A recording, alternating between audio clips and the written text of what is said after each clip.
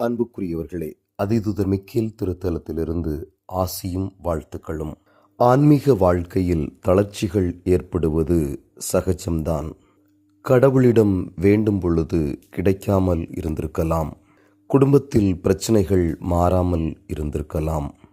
கணவனுக்கும் மனைவிக்கும், பெற்றோர்களுக்கும் பிள்ளைகளுக்கும், உறவுகளுக்கும் இடையில் பிரச்சனைகள் நாள்தோறும் அதிகரித்து கொண்டே செல்லலாம். வேலை பார்க்கும் இடங்களில் காயங்கள் கூட ஏற்பட்டிருக்கலாம்.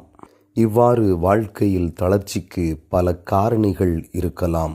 இவை யாவும் கடவுள் நம்பிக்கையில் நமக்கு தளர்ச்சிகளை தரலாம். ஆனால் நம்பிக்கையோடும் பொறுமையோடும் வாழ்கிற போது, நம்பிக்கையினால் நடக்கின்ற நிகழ்வுகளை அலசி ஆராய்ந்து பார்க்கிற போது, பொறுமையோடு வாழ்க்கையில் காலடிகளை முன்னோக்கி இறைவனை நோக்கி நடை பயணிக்கிற போது, கடவுள் ஆசிரை பொழிந்து நம்மை வழிநடத்துகிறார். தளர்ச்சிகள் இன்றி நம்பிக்கையோடு இறைவனை நோக்கி பயணிப்போம். ஆமேன்.